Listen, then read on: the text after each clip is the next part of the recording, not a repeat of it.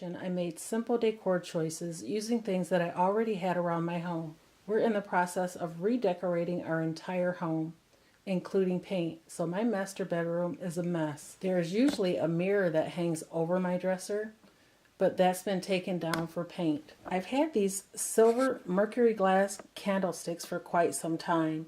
They were purchased at Michael's a while ago. The sandalwood candle was purchased at HomeGoods. This silver tray was purchased at Kirkland's a few years ago during a Christmas sale. The black ceramic pitcher is from the Target Dollar Spot from earlier this season. The floral arrangement is actually from Trader Joe's. They do have seasonal floral arrangements on a regular basis. This was a $3.99 bouquet, which included 3 calla lilies, a cabbage-type plant, and also 1 carnation. The apothecary jar that you see here was purchased quite some time ago from HomeGoods. It's housing some lens cleaning wipes. We're always looking for them to clean our eyeglasses and cell phones, and even sometimes our laptop screens.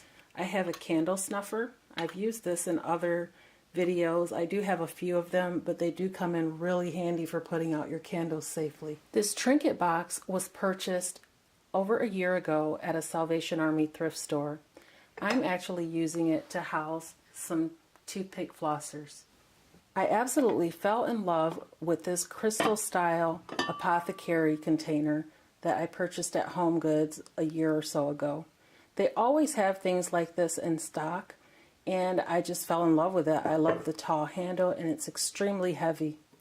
I'm using this to hold the snips for the candle wick, and also a package of handy matches so that we don't have to search for them when we go to light the candles.